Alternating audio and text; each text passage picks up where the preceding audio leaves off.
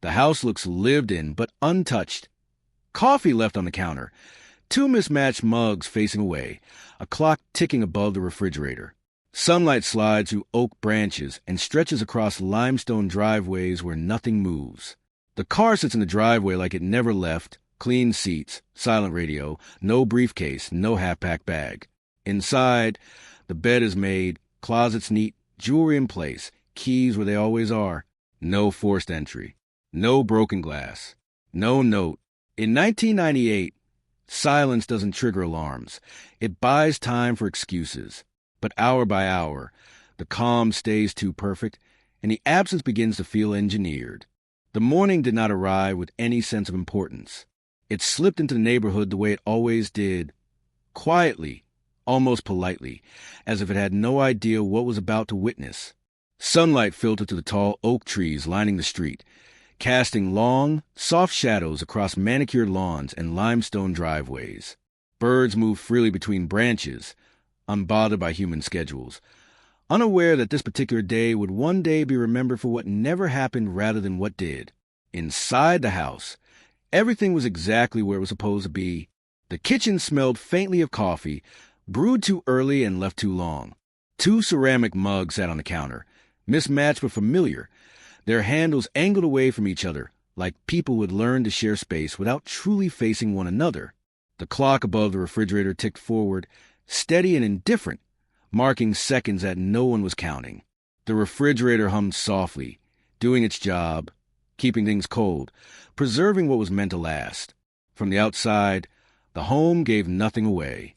It was large but not excessive, elegant without trying too hard. The kind of place that suggested success achieved gradually rather than seized recklessly. A place built to last. Neighbors would later say it felt safe, established, permanent.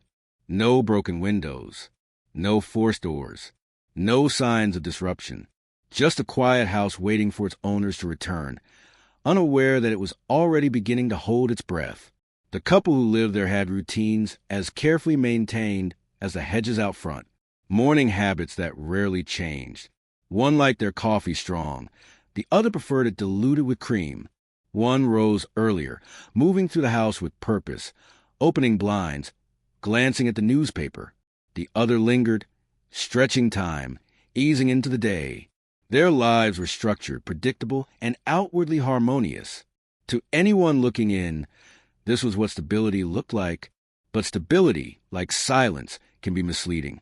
On that morning, there were no raised voices, no hurried footsteps, no dramatic exits. If there was tension, it stayed hidden, tucked neatly behind closed doors and practiced smiles. The kind of tension that does not explode, but settles, the kind that learns to coexist with comfort. A car sat in the driveway, its paint catching the early light. Inside, the seats were clean, the radio untouched. No signs of a hurried departure. No forgotten briefcase or half-pack bag lying in plain sight. The garage was orderly. Tools hung exactly where they belonged. The trash had been taken out the night before. Small acts confirmed something unsettling. Whatever happened did not interrupt their sense of normalcy. It did not announce itself. This was not chaos. This was absence arriving quietly. At the time, no one noticed. Why would they? Wealth has a way of buying privacy, and privacy has a way of hiding concern. Missed calls were not unusual for people with full schedules. Delayed responses could be explained by meetings, travel, obligations that came with success. In 1998, constant connectivity did not yet exist. Silence did not immediately inspire panic. It simply created space for assumptions. Hours passed, then more. The sun climbed higher, washing the city in warmth. Austin moved through its day without pause. Traffic flowed. Offices filled. Lunch orders were placed. Somewhere, a calendar page waited to be turned, still marked with appointments that would never be kept. Inside the house, the air remained still. The bedroom showed no signs of struggle. The bed was made not perfectly, but neatly enough to suggest it had been left that way on purpose. Clothes hung in the closet, arranged with care. Shoes lined up along the floor. Jewelry rested in its usual place. The kind of details investigators would later linger on, searching for meaning where there might have been none. or where meaning had been deliberately concealed. If someone had walked through the house that morning, they might have thought the owners had simply stepped out, gone for a drive, out to breakfast, living their lives. The illusion was almost convincing enough to believe. What makes this moment unbearable in retrospect is not what we know now, but what no one knew then. That this calm was not peace, that this quiet was not rest, that the morning was not ordinary at all, but the final frame of a life that was about to fracture into uncertainty. Every disappearance begins somewhere. Some begin with violence, others with desperation. This one began with nothing more dramatic than sunlight and routine. No witnesses, no alarms, no final phone call filled with fear. Just a house, a couple, and a day that quietly refused to end the way it was supposed to. Later, people would ask the question that always comes too late. Was there something they missed? A sign, a glance, a moment that should have felt wrong but didn't? But the truth is, nothing about that morning demanded attention. Nothing insisted on urgency. And that is what makes it so unsettling. Because evil does not always announce itself. Sometimes it blends in. Sometimes it waits. Sometimes it looks exactly like a reminder to turn off the coffee maker before leaving the house. By the time concern began to surface, the morning was already gone. The warmth had shifted. Shadows had changed direction. The day had moved on, unaware that it was carrying with it the last infirm moments of two lives that would soon become questions rather than people. And somewhere between that first cup of coffee and the quiet ticking of a kitchen clock, the story slipped out of reach, leaving behind only a perfect morning that would never make sense again. From the outside, their life appeared complete in a way that made people feel quietly reassured. They were the kind of couple whose names carried weight in certain rooms, spoken with recognition rather than curiosity. Success had settled around them naturally, not loud or reckless, but polished and controlled. It showed in the neighborhoods they chose, the events they attended, the way others deferred to them without being asked. They had become part of Austin's unspoken hierarchy, visible enough to be admired, distant enough to remain unknown. Their wealth was not new money desperation. It was steady, calculated, built over time, investments that paid off, businesses that expanded quietly, assets spread carefully across paper trails that suggested intelligence and foresight. Financial security gave them freedom, but it also gave them insulation. Fewer people asked questions. Fewer people challenged boundaries. Comfort replaced curiosity. Socially, they were generous. They donated. They hosted. Their names appeared on plaques and invitation lists. Dinners were planned weeks in advance. Tables filled with laughter that felt convincing enough to be real. They knew how to perform normalcy, how to lean into the expected rhythms of a successful married life. People left their home feeling welcomed, impressed, sometimes even inspired. But admiration creates distance. No one noticed the pauses in conversation that lingered just a second too long, the way one of them would speak for the other, without realizing it, the subtle redirection of questions, the careful management of what was shared and what remained private. These things did not stand out because they did not disrupt the image. They reinforced it. In public, affection was measured, not cold but controlled. A hand on a shoulder rather than intertwined fingers. Smiles that arrived on cue. They looked like a couple who had settled into routine, the kind that comes after passion, gives way to partnership. People assumed it meant maturity, stability, the quiet confidence of two people who had nothing left to prove. Inside that assumption lived something else. Their home reflected the same precision, tasteful artwork, clean lines, rooms designed to be seen, not lived in. Nothing felt accidental. Even comfort was curated. There were no impulsive choices, no chaotic corners. Everything suggested a desire for order, for predictability, for control. It was beautiful, but it was also restrained, as if spontaneity had been gently edited out over time. Friends would later struggle to describe their relationship in emotional terms. They spoke instead of logistics, of how busy they were, how driven, how focused. The marriage was described as functional, efficient, successful. Rarely was it described as warm. And yet, no one thought it was unhappy. That is the dangerous thing about appearances. They do not need to be perfect. They only need to be plausible. There were moments, small and easily dismissed, when a mask slipped just enough to reveal strain. A canceled trip with no explanation. A dinner invitation declined at the last minute.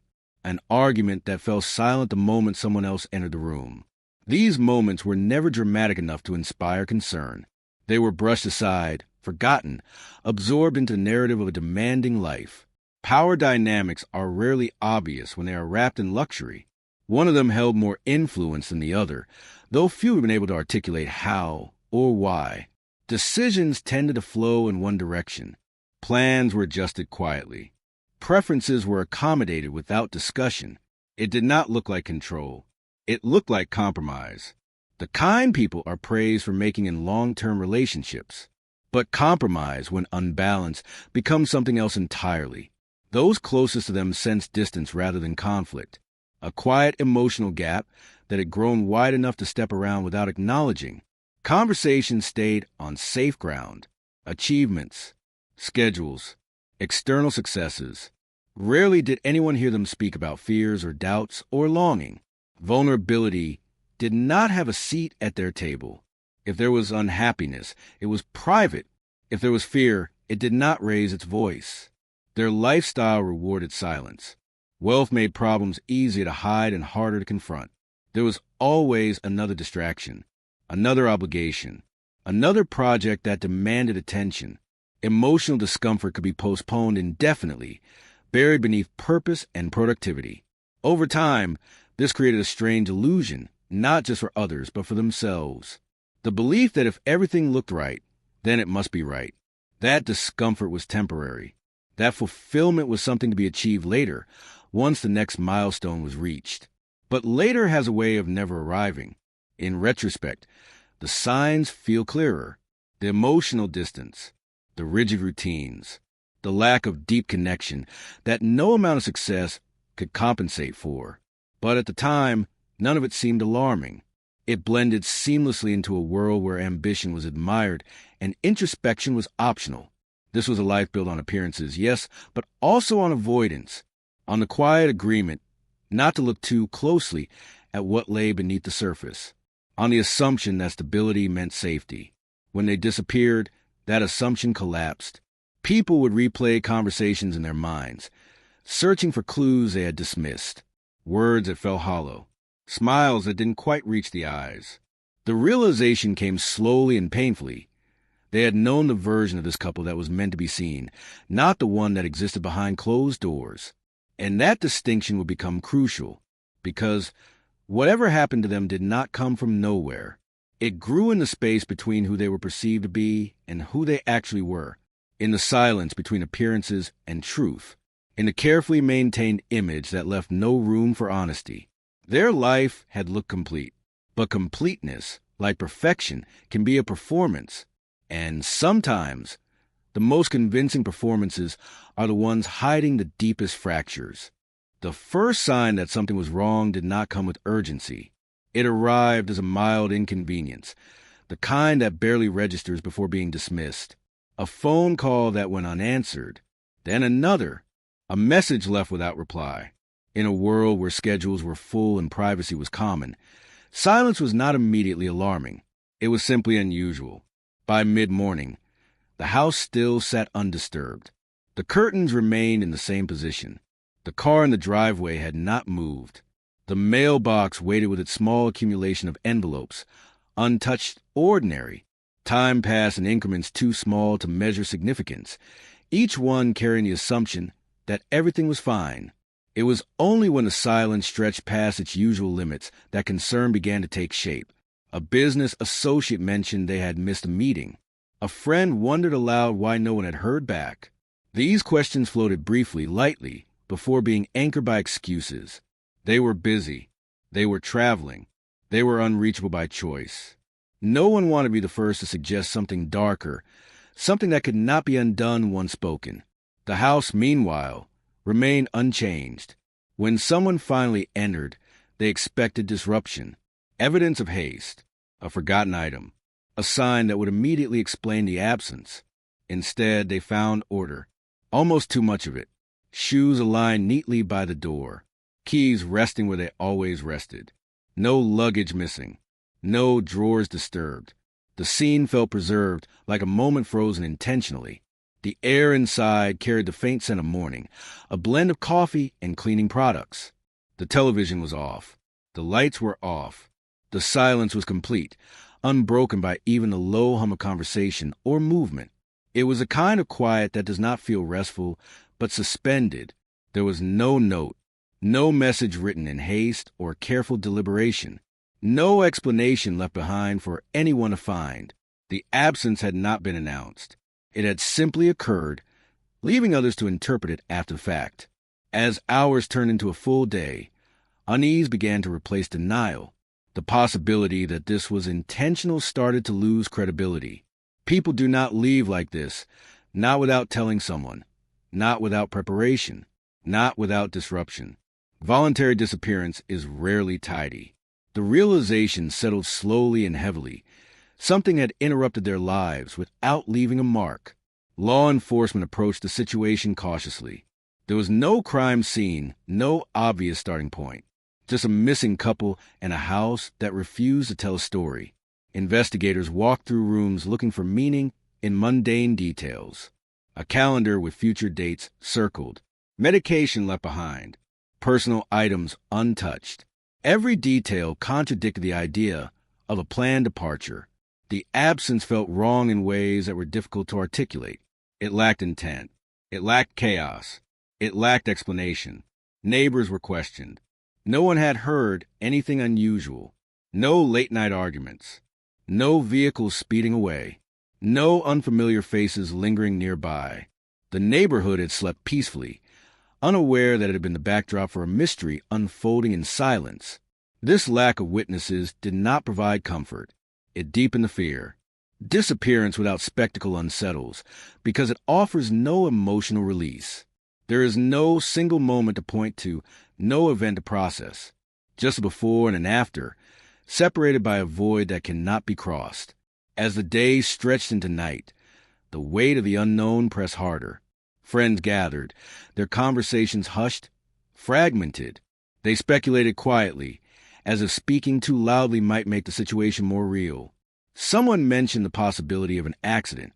Another suggested travel. Each idea dissolved under scrutiny. Nothing fit. The couple's phones were traced, revealing nothing out of place. No frantic calls. No sudden changes in behavior. The digital silence mirrored the physical one. Even technology, limited as it was at the time, offered no guidance. The house was sealed not as a crime scene, but as a question. What made this disappearance particularly unsettling was its lack of drama. There was no forced entry, no visible threat. It was as if the couple had stepped out of their lives briefly and failed to return. That illusion persisted longer than it should have, delaying urgency, delaying fear. But fear always catches up. By the second night, certainty had eroded completely.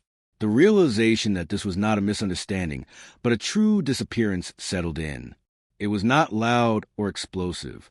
It arrived quietly, with a heaviness that filled the space left behind. Investigators began mapping timelines, reconstructing movements that no longer existed. Each unanswered question multiplied into several more. Where had they gone? Why together? Why without warning? The absence of answers felt intentional, almost deliberate, even if no evidence suggested so. The home, once a symbol of stability, now felt fragile, vulnerable, like a shell left behind after something living had abandoned it under unknown circumstances. Friends described an overwhelming sense of wrongness, a feeling that something had ended abruptly, mid-sentence, that whatever had taken them had done so cleanly, without disturbance, without mercy. By the time the missing persons report was formalized, the most important hours were already gone. Whatever trail had existed was fading with each passing moment. And still, the house offered nothing. No blood, no struggle, no clues, just silence, deep and complete, pressing in from every direction. This was the moment the story changed, when absence stopped being temporary and became permanent, when concern hardened into dread, when a perfect, controlled life fractured without warning, leaving behind only questions and a house that never woke up again. In the days that followed, the silence left by their disappearance became a space others felt compelled to fill. Human nature resists emptiness, especially when that emptiness threatens the illusion of safety. Explanations began to form not because they were accurate, but because they were comforting. The unknown is intolerable. A theory, even a flawed one, offers relief. The first idea was also the simplest. They had left by choice. People with money do that sometimes. Everyone said they get tired. They want a different life. They disappear quietly, cleanly, without mess.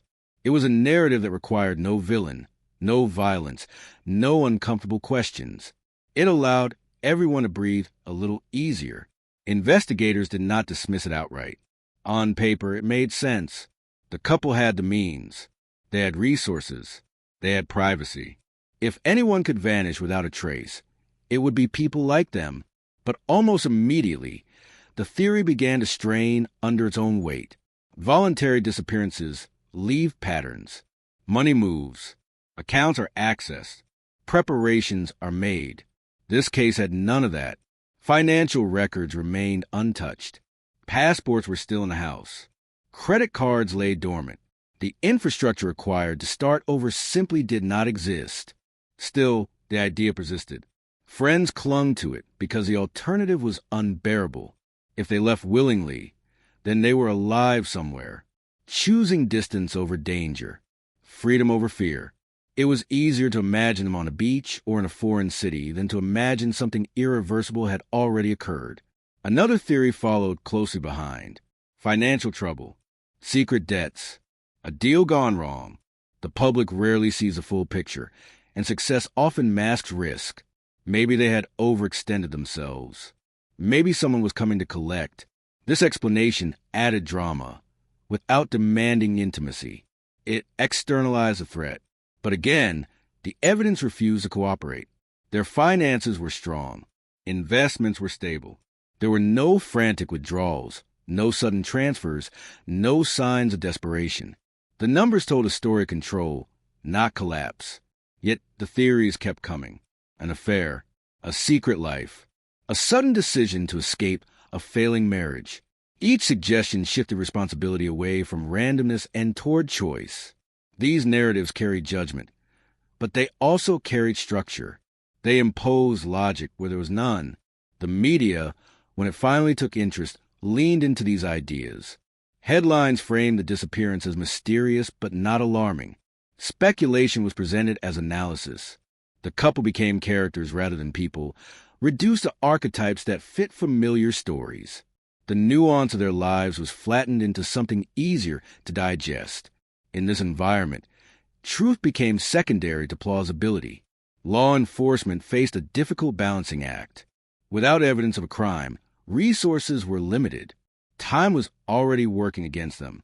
The longer a case goes without direction, the easier it becomes to justify shifting focus elsewhere. Early assumptions, once formed, are hard to dismantle. And so, comfortable lies began to settle into place.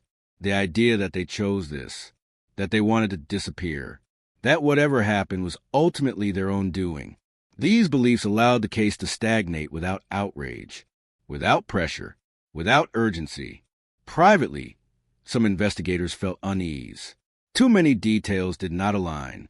The lack of preparation, the absence of communication, the way everything had been left behind, not in haste, but in permanence. But doubt is a fragile thing when it cannot be supported by facts. Friends, too, began to rewrite their memories. Conversations were reinterpreted through the lens of departure. A complaint became a warning. A pause became a signal. This revision brought a strange kind of comfort. It gave them something to hold on to, even if it wasn't true. Grief, when it has no body to attach to, becomes speculation. As weeks passed, attention waned. Leads went nowhere. Each theory, when tested, dissolved into uncertainty. The case drifted into an uncomfortable space between concern and neglect. Not resolved, but not urgent. Not forgotten, but not pursued with intensity. The couple's wealth, once seen as protection, now worked against them. There was an unspoken belief that they could take care of themselves, that whatever situation they were in, they had chosen it or could escape it. Sympathy diluted into distance. This is how mysteries fade, not because they're solved, but because they become inconvenient. The early theories had done their job. They had softened the edges of fear. They had allowed people to accept the absence without confronting the possibility of harm. They had replaced urgency with assumption. But assumptions are dangerous. By the time investigators began to seriously question the initial narratives, valuable time had been lost. Memories had faded. Physical trails had gone cold. Opportunities to uncover the truth had slipped quietly out of reach. The disappearance remained unresolved, suspended between explanations that felt logical and a reality that refused to confirm any of them. The comfortable lies had taken root, shaping perception, guiding decisions, and delaying the reckoning that was still to come. And beneath all of it, the truth waited, patient, buried, untouched by theory or comfort, waiting for the moment it would finally surface and demand to be seen. As investigators dug deeper, the story began to turn inward, away from public appearances and polished narratives, away from speculation about money and travel, and toward the quieter, more uncomfortable territory of private life. This was not the kind of investigation that produced dramatic discoveries. It produced discomfort, the kind that settles slowly as patterns emerge, not from a single shocking detail, but from accumulation. Financial records, once thought to be evidence of stability, started telling a more nuanced story, not of debt or collapse, but of control. Accounts were structured in ways that centralized authority. Decisions flowed through one name more than the other. Access was not equal. On paper, this meant efficiency.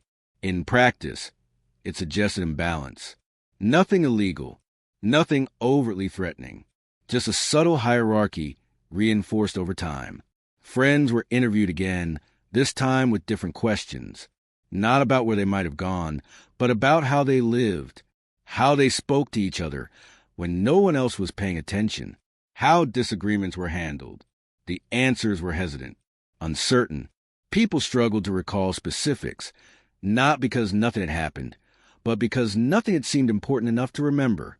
That, too, was revealing. There were moments described as awkward rather than alarming, a tension that lingered after conversations ended, a sense that one of them was always adjusting, always accommodating. The language people used was telling. They spoke of compromise, of sacrifice, of keeping the peace. Words that sound healthy until they are examined closely. Control rarely announces itself as control. It arrives disguised as concern, as responsibility, as leadership. Investigators noted patterns in communication. Emails that were concise, directive. Phone calls that ended decisions rather than open discussions. One voice seemed to dominate the narrative, both publicly and privately. The other receded, present but increasingly quiet. Again, nothing that could be classified as abuse in the traditional sense. No reports, no accusations, no visible injuries. Just an erosion of agency that happened so gradually it became normalized. The home, once admired for its order, now felt different under scrutiny. The lack of personal chaos, once seen as elegance, began to feel restrictive. Spaces were shared but not claimed. Personal expression was minimal. The environment reflected unity, but it also reflected suppression. People close to them remembered how one of them rarely spoke about personal desires. Goals were shared, but always framed as collective.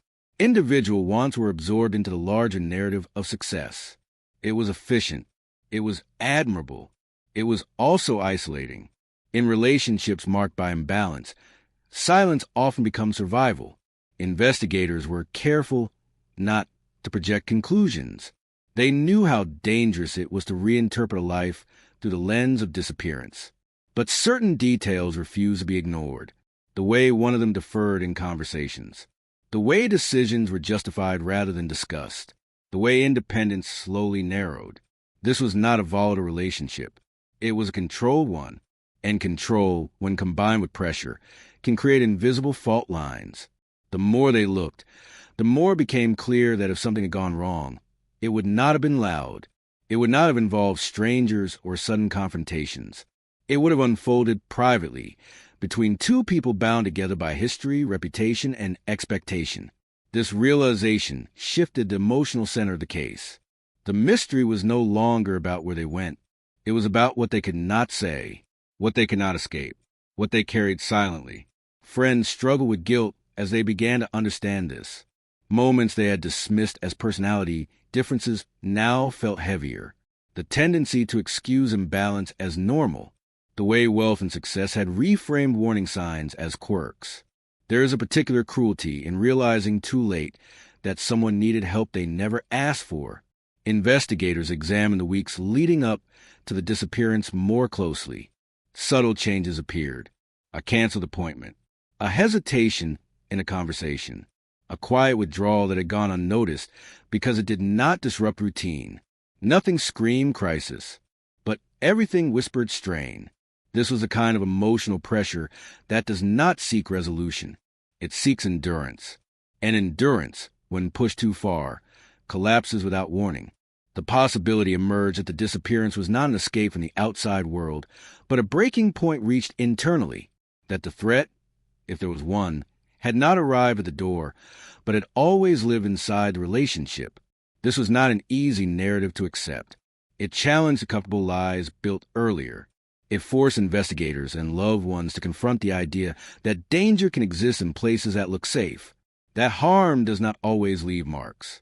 By reframing the case this way, the mystery deepened rather than clarified.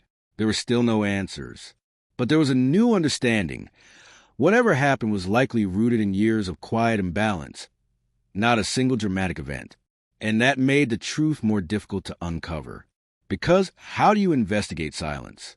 How do you trace something that was never spoken?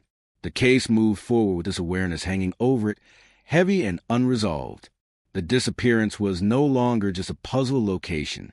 It was a study of control, of emotional restraint, of what happens when a life is built so carefully that there is no room left to breathe. Time did what it always does to unanswered questions. It dulled their edges. It softened urgency into routine. What had once felt impossible to ignore slowly became difficult to prioritize. The investigation did not end, but it changed shape. Momentum gave way to maintenance. Active pursuit turned into periodic review. The case did not close, but began to cool in ways that were subtle enough to go unnoticed until it was already too late. Detectives rotated off. New faces reviewed old notes without the emotional weight of those early days. Evidence was cataloged, boxed, labeled, and stored. The house, once full of significance, became just another address in a file. Each passing month made the disappearance feel less like an emergency and more like an anomaly. Leads became thinner. Tips slowed. The phone rang less often. People stopped calling with theories, then stopped calling altogether. Life, relentless and indifferent, moved forward. This was not neglect in the traditional sense. It was attrition. Investigators revisited the timeline repeatedly, hoping that repetition might reveal something they had missed. They re-interviewed witnesses, asking the same questions with different phrasing, searching for cracks in memory. But memory is fragile. It reshapes itself to survive. Details blurred. Certainty faded. People became less confident in what they had once been sure of. Time protected the truth as much as it obscured it. Physical evidence offered no comfort. Without a crime scene, there was nothing to process, nothing to test. Technology at the time could not extract meaning from silence. Phone records showed absence, not intent. Financial data remained static, frozen in a moment that no longer existed. The case lacked friction. Nothing pushed back, and cases without friction lose heat quickly. As months turned into years, the disappearance slipped into a category investigators knew well but dreaded. Unresolved, open but inactive, a file that lived on shelves rather than desks. Reviewed occasionally, but rarely advanced. For the families, time behaved differently. Grief without closure does not soften. It hardens. It sharpens. It reshapes identity. Loved ones lived in a suspended state, unable to mourn fully, unable to hope honestly. Every ringing phone carried possibility. Every unknown face felt like it might carry answers. Years passed, But the emotional moment of loss never moved forward. They learned to exist with a question instead of an answer. Birthdays came and went. Anniversaries passed unacknowledged or painfully acknowledged. Holidays became quieter. Conversations avoided certain names, then avoided the subject entirely, not because it hurt less, but because it hurt constantly. Investigators, too, carried quiet regret. Some remembered the case vividly. Even after moving on, they wondered what they could have done differently, what assumption they should have challenged sooner, what moment they might have misjudged. These thoughts surfaced late at night, uninvited and unresolved. Cold cases are not forgotten by those who work them. They are set aside. The city around the disappearance transformed. Austin grew. Neighborhoods changed. New buildings rose where empty spaces once existed. People who had lived nearby moved away, taking their memories with them. The physical landscape evolved, erasing contextual details that might have mattered. The case remained stuck in time, while everything else moved on. Periodically, someone would suggest reopening it with renewed focus, a new detective, a fresh perspective. But without new evidence, there was nowhere to start. Cold cases need heat to reignite them. This one had none. The absence of answers began to feel permanent. What made this case particularly vulnerable to time was its ambiguity. There was no confirmed crime, no body, no clear victim-offender narrative. It lived in a gray space that demanded patience without promising resolution. Resources were allocated elsewhere to cases that screamed louder, bled more visibly, demanded immediate action. Silence lost. Years passed, then more years. The disappearance became a reference point rather than an active mystery, mentioned occasionally in conversation, often with resignation. A story people remembered vaguely, if at all. But the truth does not disappear simply because it is inconvenient. Somewhere, whatever had happened still existed. It waited, unchanged by time, unaffected by neglect. Evidence, whether physical or emotional, does not decay at the same rate as attention. It remains dormant but intact, waiting for the right moment to resurface. The case files aged, paper yellowed, ink faded, but the questions inside them did not. They remained sharp, unanswered, resistant to closure. This was the cruelest part of the cold case process. Not that it ended, but that it lingered without progress. A wound that never healed because it was never properly treated. For decades, the disappearance existed in this suspended state. Not resolved, not pursued, just waiting. And waiting, as it turns out, is not the same as ending. The years accumulated quietly, layering themselves over the disappearance until it became part of the background of life rather than its focus.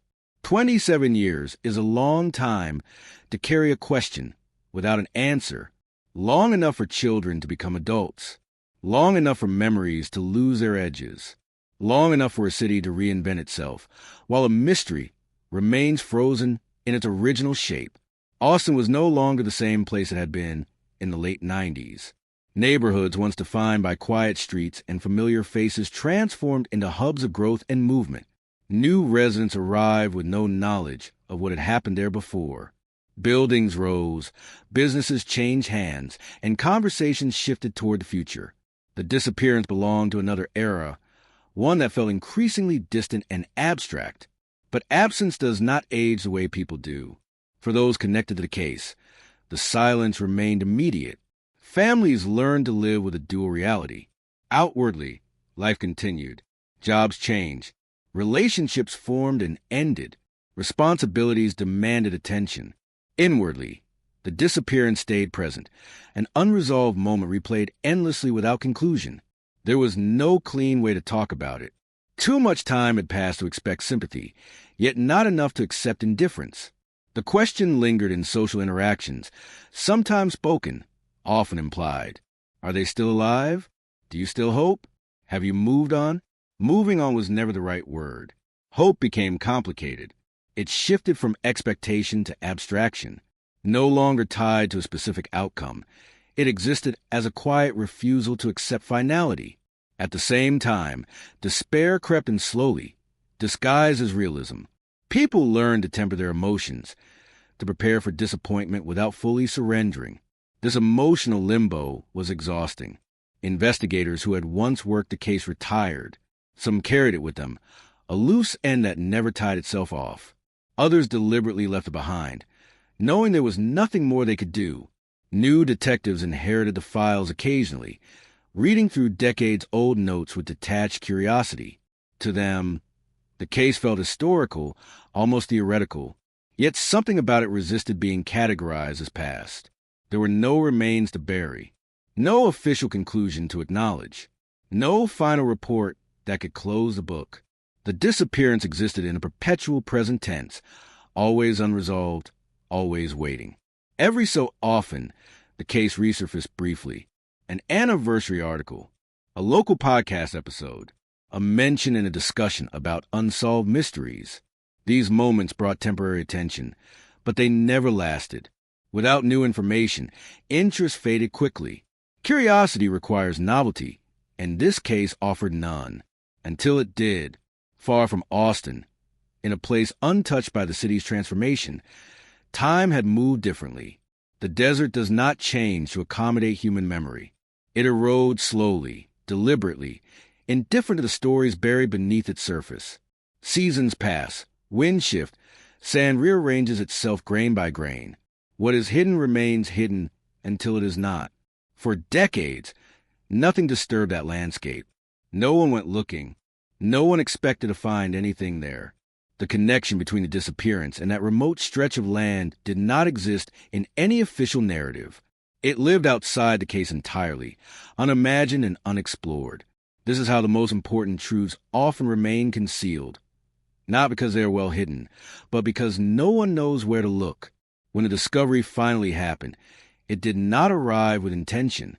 It was not the result of renewed investigation or a calculated search. It was accidental, ordinary, a moment that began like any other and ended with a realization that would ripple backward through nearly 3 decades of unanswered questions. The desert had given nothing away for 27 years. Then, without warning, it gave something back. The initial response was disbelief. Authorities were cautious, aware of how easily hope can mislead. Remains found in remote areas are not uncommon. Most lead nowhere. Most belong to stories that will never be fully known. There was no immediate reason to connect this discovery to a decades-old case hundreds of miles away. But as details emerged, unease followed. Time collapsed in on itself. The distance between then and now shrank. Investigators who had long considered the case dormant felt something stir again. A possibility they had learned not to indulge. A question that refused to stay buried. For the families, the news reopened everything. The careful emotional balance they had constructed over years shattered instantly. Hope surged alongside fear. Closure and devastation suddenly felt inseparable. The idea that answers might finally exist was both a gift and a threat. Silence had been painful, but it had also been familiar. This was different. 27 years of not knowing had allowed people to imagine multiple endings. The truth, whatever it was, would collapse those possibilities into one. And once it happened, there would be no returning to uncertainty. The desert did not offer explanations. It never does. It offers only fragments, exposed by chance and time. What it revealed was incomplete, unsettling and heavy with implication. Enough to demand attention. Enough to force a reckoning. The case, long considered cold, was no longer dormant. It was awake again. And with that awakening came a realization that unsettled everyone involved. The disappearance had never truly ended. It had only been waiting. The call came without ceremony, stripped of drama, delivered in the measured language of procedure. A discovery had been made in a remote stretch of desert land, far from the neighborhoods and routines where the disappearance had begun. At first, it was framed cautiously, almost dismissively. Human remains, partially exposed, uncovered by chance rather than intention. There was no immediate suggestion of connection, no claim of resolution, just the acknowledgement that something long hidden had surfaced. The desert is not a place that offers clarity. It preserves and erases at the same time.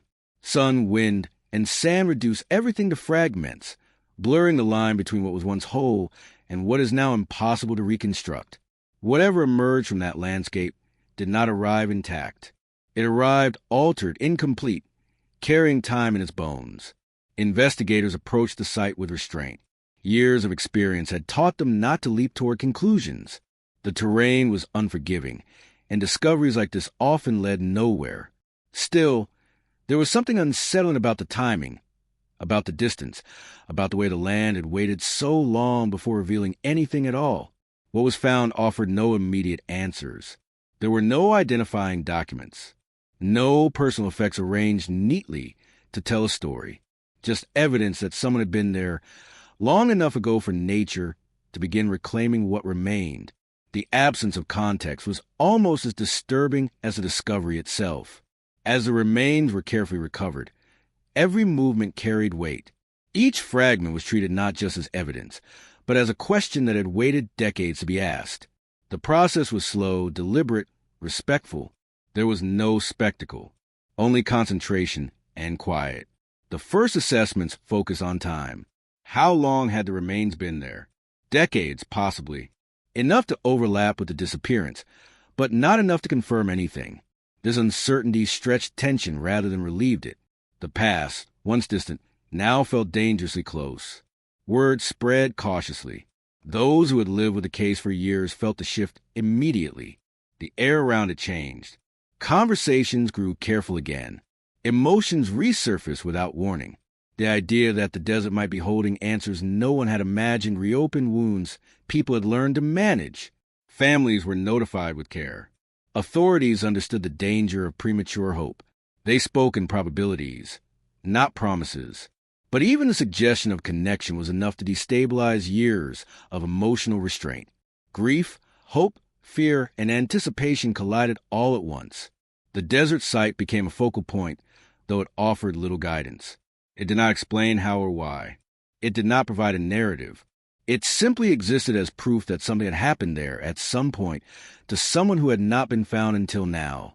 As forensic work began, patience became essential. Time had done its damage. Identification would not be easy. Each test would take weeks, sometimes months. The waiting resumed, but this time it carried a different weight. This was no longer the waiting of uncertainty. It was the waiting of possibility. Investigators revisited old files with renewed attention. Details once considered irrelevant were re-examined. Routes were mapped. Distances calculated. What once seemed unlikely now demanded consideration. The geography of the case expanded, forcing a re-evaluation of assumptions that had shaped the investigation from the beginning. The desert discovery did not align neatly with any existing theory. It challenged them all. The idea of voluntary disappearance weakened further. The notion of a clean escape became almost impossible to sustain. Whatever had happened involved distance, secrecy, and an ending that had not been chosen freely. The land itself suggested isolation rather than freedom. Emotionally, the case shifted again. What had once been abstract became visceral. The disappearance was no longer just about absence. It was about remains, about physical proof of a life interrupted. This change was profound and unsettling. There was restraint in how information was released. Authorities understood the risk of speculation. The media, however, sensed a resurgence. Old headlines were resurrected. New ones framed the discovery as a potential breakthrough. Public curiosity returned, tinged with a sense of delayed inevitability. But the desert offered no clear answers, only fragments that demanded interpretation. It forced everyone involved to confront the possibility that the truth, when revealed, would not be clean or satisfying, that it might explain some questions while creating others. What the desert gave back was not closure. It was disruption. It interrupted decades of silence with physical reality. It reminded everyone that time does not erase events, only attention. That landscapes remember even when people forget. As the investigation moved forward, one thing became clear. Whatever had been hidden for 27 years was never truly lost. It had been waiting, unchanged in its significance, until chance exposed it to the light. And once exposed, it could not be ignored. The evidence did not arrive all at once. It unfolded slowly, piece by piece, as if resisting interpretation. Each new detail forced investigators to reconsider not just what they believed had happened, but how deeply those beliefs had shaped the case from the beginning. This was not the kind of revelation that struck like lightning. It crept in quietly, unsettling assumptions one by one. Forensic analysis began with what little the desert had surrendered. Time had stripped away clarity, but not all meaning. Certain markers could still be read, still compared, still questioned. Age estimates aligned uncomfortably well. So did timelines. The margin for coincidence narrowed with every report. What was most disturbing was not what the evidence confirmed, but what it contradicted. Early theories had depended on choice, on agency, on the idea that whatever happened involved intention, planning, escape. But the physical reality suggested something else entirely. The location alone challenged those narratives. This was not a place people wandered into accidentally. It was remote, unforgiving, and isolating, getting their required effort, direction, and purpose. That realization shifted the weight of the story. Investigators returned to old interviews, now reading them through a different lens. Statements that once felt neutral began to sound evasive. Behaviors once explained away as personality traits now carried new significance. The imbalance noted years earlier resurfaced with urgency. Control, once subtle, now felt central. The case began to pivot inward again, but with sharper focus. Forensic timelines suggested separation at some point. Not everything found pointed to a shared experience. This detail was small, technical, easy to miss. But it mattered. It implied divergence, a break in unity, the assumption that everything happened together, that decisions were mutual, no longer held. This reframed the relationship entirely. Investigators began asking questions they had not asked before.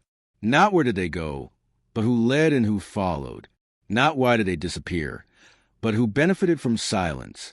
The disappearance was no longer viewed as a singular event, but as a process that unfolded unevenly. As evidence accumulated, the narrative shifted from mystery to exposure. Financial records were examined again, this time alongside forensic findings rather than in isolation. Patterns that once seemed benign now appeared strategic. The concentration of authority, the lack of shared access, the silence following the disappearance.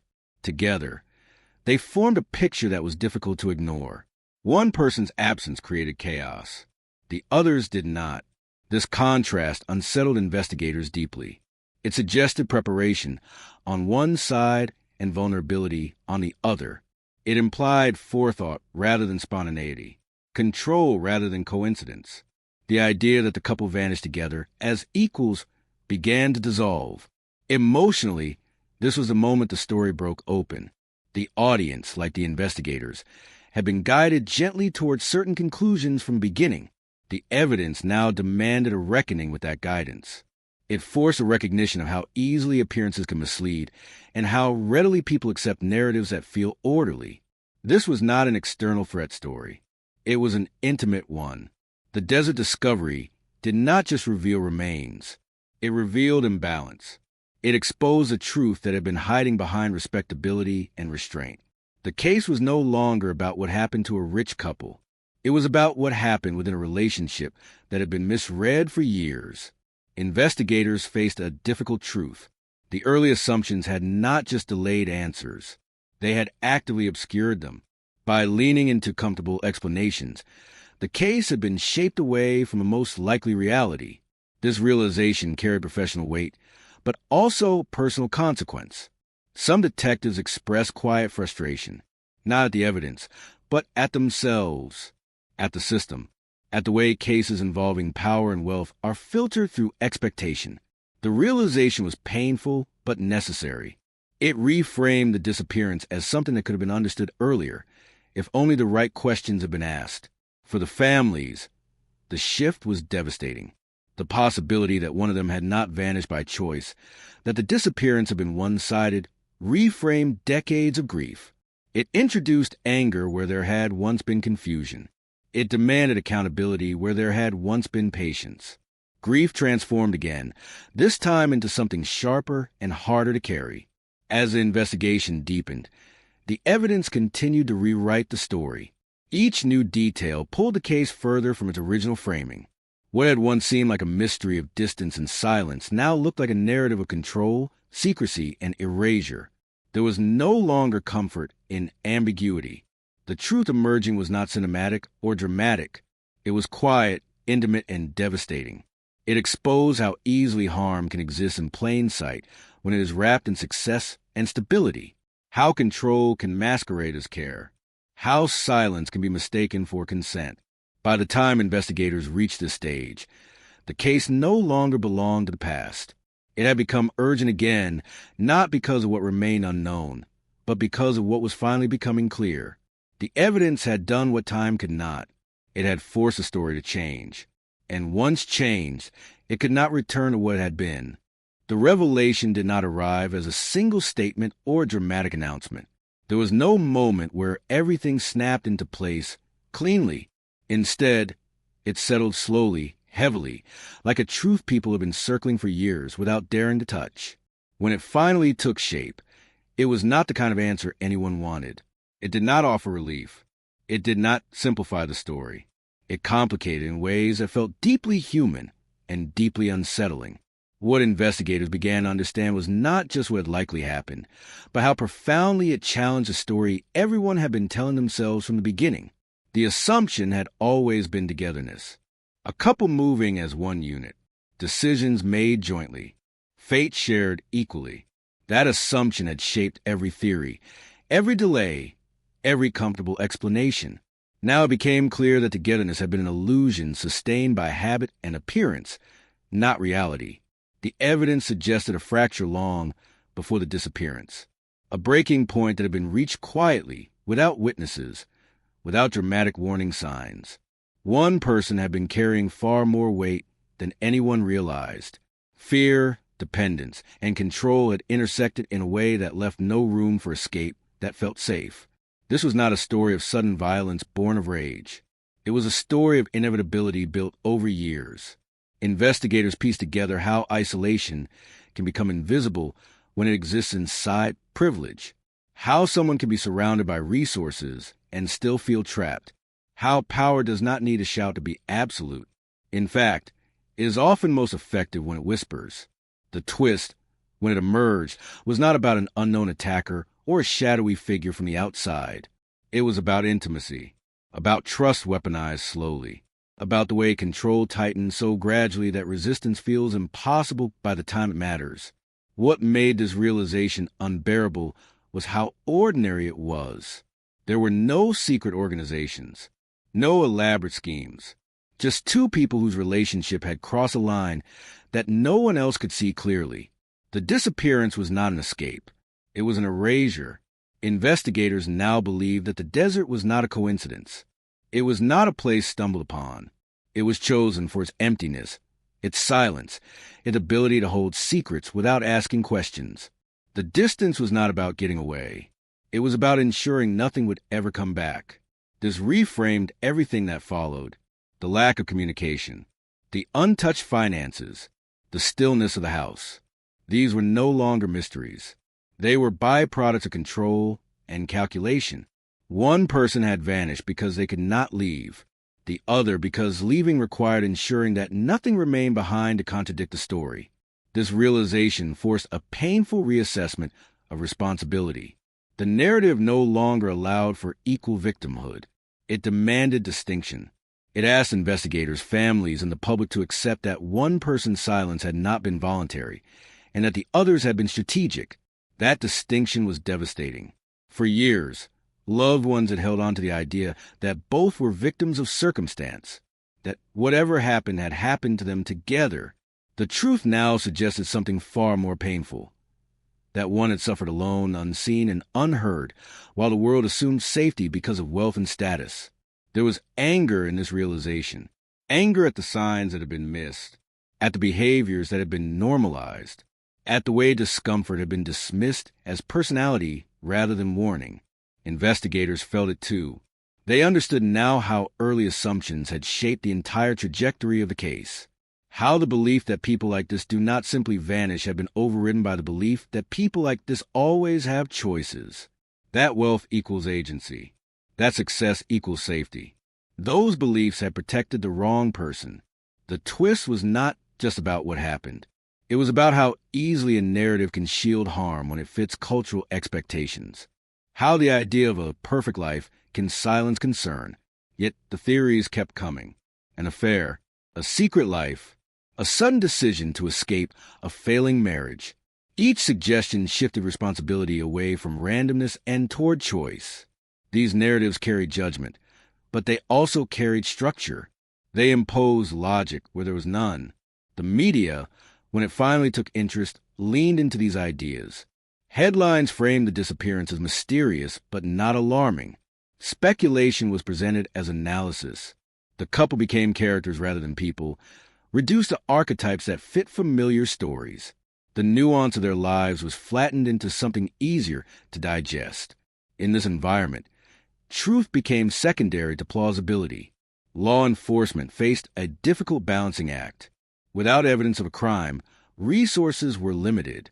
Time was already working against them. The longer a case goes without direction, the easier it becomes to justify shifting focus elsewhere. Early assumptions, once formed, are hard to dismantle. And so, comfortable lies began to settle into place. The idea that they chose this, that they wanted to disappear, that whatever happened was ultimately their own doing. These beliefs allowed the case to stagnate without outrage, without pressure, without urgency. Privately, some investigators felt unease. Too many details did not align. The lack of preparation, the absence of communication, the way everything had been left behind, not in haste, but in permanence. But doubt is a fragile thing when it cannot be supported by facts. Friends, too, began to rewrite their memories. Conversations were reinterpreted through the lens of departure. A complaint became a warning. A pause became a signal. This revision brought a strange kind of comfort. It gave them something to hold on to, even if it wasn't true. Grief, when it has no body to attach to, becomes speculation. As weeks passed, attention waned. Leads went nowhere. Each theory, when tested, dissolved into uncertainty. The case drifted into an uncomfortable space between concern and neglect. Not resolved, but not urgent. How control can hide in plain sight when it wears the right clothes and speaks the right language. The case now carried a moral weight it had not carried before. This was no longer just a mystery to be solved. It was a lesson that arrived decades too late. A reminder that danger does not always look dangerous. That control does not always look cruel. That silence does not always mean consent. As the story shifted, so did its emotional center. Sympathy moved. Accountability sharpened. The audience, like the investigators, was forced to confront their own assumptions, to recognize how easily they had accepted the idea of mutual disappearance without questioning who benefited from that framing. The truth was not cinematic. It did not offer justice in the traditional sense. Time had stolen too much of that. Evidence had degraded. Witnesses had faded. The legal system moved slowly, cautiously, burdened by the years that had passed. But the truth still mattered. It mattered because it restored voice to the person who had lost it, because it named imbalance where there had been confusion, because it refused to let silence remain neutral. In the end, the twist was not about shock. It was about recognition. Recognition that this was not a story of two people lost to the unknown. It was a story of one person lost to another. A story that unfolded quietly, carefully, behind closed doors and curated appearances. And once seen clearly, it could never be unseen. The case would never return to what it had been. The comforting ambiguity was gone. What remained was heavier, more disturbing, and far more human than anyone had expected. The truth did not arrive with satisfaction. It arrived with grief. What remained after the revelations was not relief, but a quieter, heavier form of understanding. The kind that does not resolve grief but reshapes it. The kind that lingers long after the questions stop being asked out loud. There was no single moment when the case felt finished, because endings like this do not announce themselves. They arrive gradually, settling into the spaces where certainty once tried to live. The investigation slowed again, not from neglect this time, but from limitation. Time had taken what it always takes. Witnesses were gone. Memories had thinned beyond reliability. Evidence, though powerful in implication, could not always meet the burden of proof required for clean conclusions. The truth, while clearer than it had ever been, still refused to fully crystallize. Justice, in its traditional sense, remained incomplete. For the families, this realization carried a different kind of weight. Knowing more did not mean feeling better. Understanding the imbalance, the silence, the likelihood of what had happened did not bring peace. It brought grief into sharper focus. Grief no longer suspended by possibility, but anchored by reality that could not be softened by hope. There is a unique pain in learning that someone did not simply vanish, but was erased, that their absence was not an accident of fate, but the result of control, secrecy, and quiet decision-making. It changes how memory works. It alters the way love is recalled. It forces a confrontation with moments that once seemed neutral and now feel loaded with meaning. What never came home was not just a person. It was a future that had been assumed. Conversations that were never finished. Words that were never spoken because there never seemed to be time. The idea that tomorrow would always be available. That resolution could wait. That silence did not need to be challenged. Those left behind carried these absences differently. Some spoke openly, determined to prevent similar stories from remaining hidden. Others retreated inward, protecting themselves from the relentless ache of hindsight. And so, comfortable lies began to settle into place. The idea that they chose this, that they wanted to disappear, that whatever happened was ultimately their own doing. These beliefs allowed the case to stagnate without outrage, without pressure, without urgency. Privately, some investigators felt unease. Too many details did not align. The lack of preparation, the absence of communication, the way everything had been left behind, not in haste, but in permanence. But doubt is a fragile thing when it cannot be supported by facts. Friends, too, began to rewrite their memories. Conversations were reinterpreted through the lens of departure. A complaint became a warning. A pause became a signal. This revision brought a strange kind of comfort. It gave them something to hold on to, even if it wasn't true. Grief, when it has no body to attach to, becomes speculation. As weeks passed, attention waned. Leads went nowhere. Each theory, when tested, dissolved into uncertainty. The case drifted into an uncomfortable space between concern and neglect. There was no correct way to survive a loss that had no clear beginning and no definitive end. The house in Austin no longer belonged to the story in any physical sense. It had changed hands. Its rooms filled with new lives, new routines, new mornings that did not know what had once been missing there. But absence does not require physical space to persist. It travels uninvited, carried in memory and implication. The desert, too, returned to silence. Whatever it had revealed, it did so once. It offered no commentary, no explanation. The land resumed its indifference, holding the rest of its secrets close. It did not offer closure. It never does. What this case ultimately left behind was not certainty, but awareness. The awareness that disappearance does not always look like escape. That danger does not always arrive violently. That control can be mistaken for care and silence for consent. That wealth and stability can obscure harm as effectively as isolation ever could.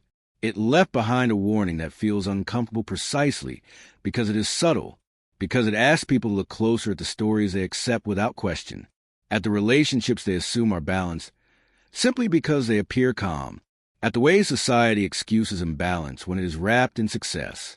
This was not a story about mystery solved. It was a story about a truth exposed too late to save anyone, but early enough to matter. There will always be unanswered questions, details lost to time, moments that can never be reconstructed with certainty. That is the reality of cases like this. But the core truth does not require perfection to be meaningful. It requires acknowledgement. And acknowledgement, while not justice, is not nothing. The couple is no longer remembered solely as people who vanished. Their story has shifted from curiosity to caution, from spectacle to substance, from mystery to meaning. That shift matters, even if it cannot undo what was done. What never came home was a sense of safety that many did not realize they had taken for granted. The belief that control and success are incompatible with harm. The assumption that silence implies agreement. The comfort of thinking that tragedies announce themselves loudly enough to be noticed. This story asks something quieter of those who hear it. It asks them to listen more carefully, to question more gently, to notice what is absent, not just what is present. Because sometimes the most important truths do not scream for attention. They wait, patiently, invisibly, until time or chance, or the land itself decides they can no longer remain hidden. Long after the investigation slowed and the attention drifted elsewhere, the story continued to exist in quieter ways. It lived in the pauses people took before answering questions about the past, in the ways certain details were remembered with startling clarity, while others faded completely, in the strange sensation that something unresolved was still present, even when there was nothing left to actively pursue. Time has a way of convincing us that unanswered questions eventually lose their power. That distance dulls everything. But some mysteries do not weaken with age. They transform. They become less about what happened and more about what it means that it happened at all. For those who follow the case closely, the ending never felt like an ending. There was no final chapter that neatly explained every choice, every moment, every silence. Instead, there was an understanding, heavy, incomplete, and permanent, that some truths arrive without offering peace. They arrive simply to be acknowledged. The couple's names slowly detached from headlines and official reports, but their absence remained strangely present. They became symbols without intending to be, not of wealth or success or even disappearance, but how easily a life can be misread when comfort replaces curiosity. Their stories settled into the cultural background as a quiet reminder rather than a cautionary tale loudly told. What lingered most was the realization that the signs had not been invisible. They had been misinterpreted, reframed, softened until they felt harmless. In hindsight, this was the most unsettling part. Not that something terrible happened, but that it happened within a structure everyone trusted. There is something deeply human about wanting clean endings. We crave them because they restore order. They reassure us that the world makes sense, that causes lead to effects in predictable ways. This story offered none of that comfort. It refused to organize itself neatly. It resisted moral simplicity. Instead, it asked something far more uncomfortable: attention. Attention to imbalance, to silence, to the moments that feel slightly wrong, but not wrong enough to demand action. It asks whether people are truly listening when others speak softly, or not at all, whether stability is questioned or simply admired, whether control is recognized or excused when it wears the right disguise. The desert discovery had changed the case, but it had not completed it. It had cracked something open without sealing it shut again. It shifted the conversation from mystery to meaning, but meaning is rarely satisfying. It lingers. It unsettles. It refuses to stay contained.